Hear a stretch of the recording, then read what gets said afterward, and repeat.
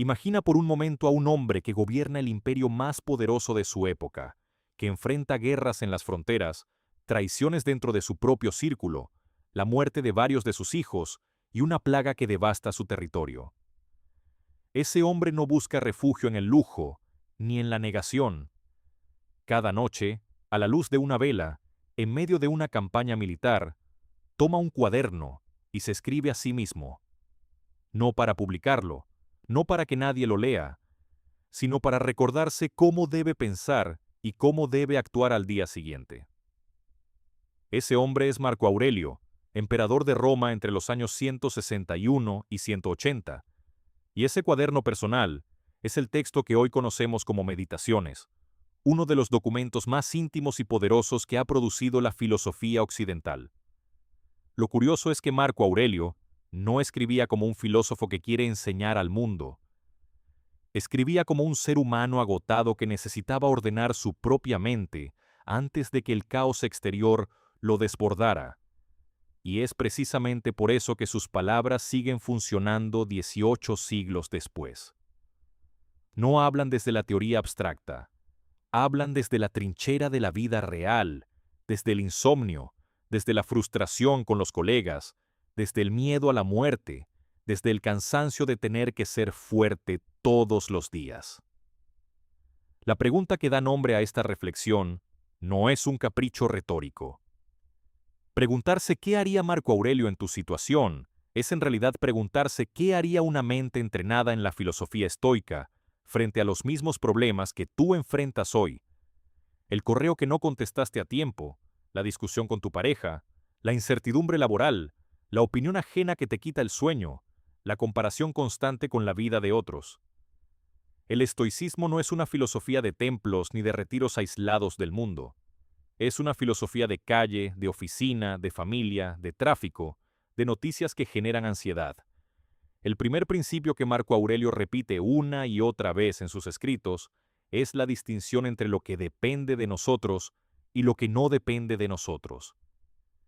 Esta idea, heredada directamente de Epicteto, es probablemente el núcleo más práctico de todo el estoicismo. Tu salud, el clima, la opinión de los demás sobre ti, el resultado final de tu trabajo, las decisiones de otras personas, todo eso pertenece a una categoría que escapa de tu control directo. En cambio, tu juicio sobre los hechos, tu actitud, tu esfuerzo, tu honestidad, la forma en que respondes a lo que te ocurre, eso sí está completamente en tus manos. La ansiedad, según esta visión, nace casi siempre de una confusión entre ambas categorías. Sufrimos porque intentamos controlar el clima emocional de otra persona, el resultado de una entrevista de trabajo, la velocidad con la que sana una herida o el comportamiento errático de alguien que nos importa. Marco Aurelio se repetía a sí mismo que gastar energía en lo que no depende de uno es como gritarle a las olas para que dejen de moverse. Si trasladamos esto a un día cualquiera de la vida moderna, la pregunta cambia de forma radical. Ya no es cómo evito que esto me afecte, sino qué parte de esto está realmente en mis manos. Si pierdes un empleo, no controlas la decisión de la empresa, pero sí controlas cómo usas el tiempo siguiente, qué actitud tienes en la búsqueda, qué aprendes del proceso. Si alguien te insulta, no controlas su carácter ni su mal humor, pero sí controlas si decides que esa frase define tu día o si simplemente la dejas pasar como una nube que cruza el cielo sin detenerse. El segundo gran pilar que aparece constantemente en las meditaciones es la idea de que no son los hechos los que nos perturban, sino el juicio que hacemos sobre ellos. Esta es una afirmación radical porque desplaza la fuente del sufrimiento desde el mundo exterior hacia nuestra propia interpretación. Un atasco de tráfico no tiene en sí mismo la capacidad de hacerte sentir furia. Es la historia que construyes mientras estás atrapado en él.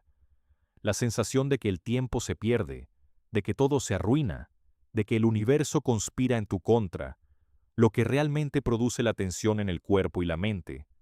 Marco Aurelio insistía en revisar constantemente las propias percepciones antes de reaccionar, en preguntarse si la situación es realmente tan grave como la mente la está pintando, o si simplemente se trata de un acontecimiento neutro al que se le ha añadido una capa de drama innecesario.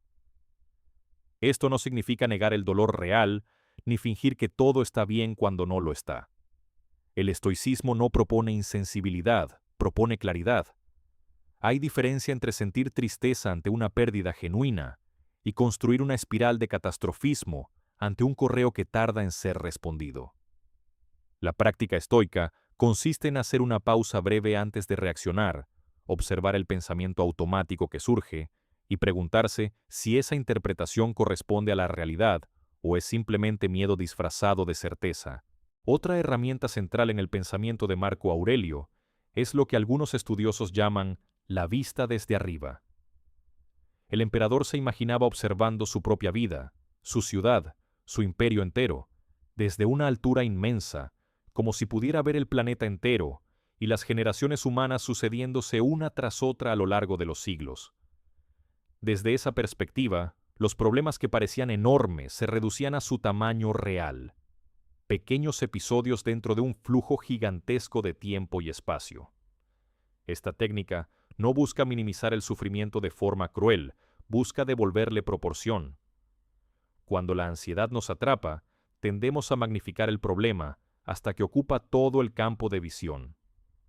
Alejarse mentalmente, aunque sea por unos segundos, permite recuperar la escala adecuada y notar que ese conflicto con un compañero de trabajo, visto desde la inmensidad del tiempo humano, no determina el resto de tu existencia.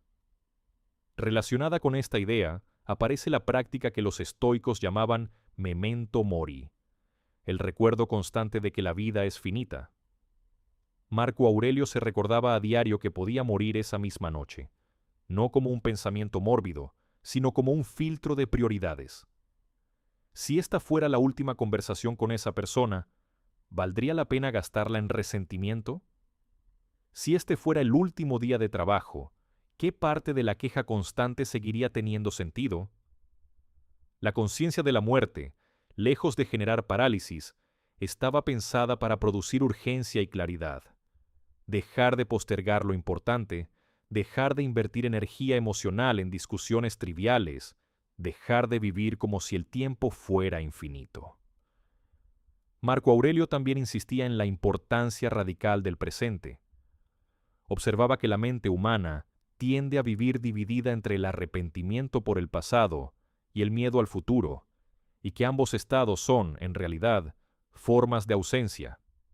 El pasado ya no puede modificarse, el futuro todavía no existe, y sin embargo, gastamos la mayor parte de nuestra energía mental discutiendo con un recuerdo o anticipando un desastre que tal vez nunca ocurra.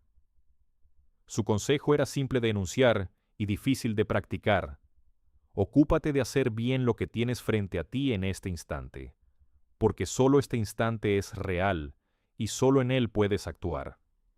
La ansiedad, en gran medida, es una forma de vivir anticipadamente en un futuro imaginado y sufrir por algo que todavía no ha sucedido y que probablemente nunca sucederá exactamente como se teme.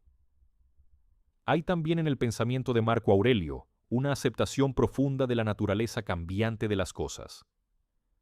Todo lo que existe, decía, está en proceso de transformación constante, igual que las estaciones, igual que los ríos, igual que las civilizaciones que antes parecían eternas y hoy son solo ruinas. Aceptar esta naturaleza cambiante no es resignación pasiva, es comprensión madura de cómo funciona la realidad. Cuando perdemos algo, cuando una relación termina, cuando un proyecto fracasa, no estamos siendo víctimas de una injusticia cósmica especialmente dirigida contra nosotros. Estamos experimentando la ley universal del cambio que afecta a todo y a todos por igual. Esta comprensión, lejos de generar indiferencia, produce una forma de serenidad activa. Se puede actuar con compromiso total sobre lo que depende de uno, sabiendo al mismo tiempo que el resultado final no está garantizado ni es eterno. Frente a la rabia y al resentimiento hacia otras personas, Marco Aurelio desarrolló una mirada particularmente compasiva para su época. Pensaba que nadie actúa mal de forma consciente, que toda persona que comete una injusticia lo hace porque cree, erróneamente, que esa acción le conviene o le hace bien de alguna manera. Esta comprensión no justifica el daño causado, pero permite responder desde la firmeza, sin necesidad de cargar con el veneno del odio prolongado. Se puede establecer un límite claro con alguien, incluso alejarse definitivamente de una relación dañina, sin que ese proceso tenga que ir acompañado de rencor constante. El rencor, recordaba el emperador, perjudica primero y principalmente a quien lo siente, no a quien lo provocó. Toda esta filosofía converge en un único objetivo práctico que Marco Aurelio repetía como un mantra personal: vivir de acuerdo con la virtud, entendida no como una moral rígida impuesta desde fuera, sino como la mejor versión posible de uno mismo en cada situación concreta. Actuar con justicia, con templanza, con valentía y con sabiduría práctica no depende de las circunstancias externas, depende exclusivamente de la decisión interna de cada persona. Por eso podía escribir sus reflexiones en medio de una guerra, rodeado de pérdida y depresión extrema, y aún así encontrar una forma de calma que no dependía de que el mundo exterior se calmara primero.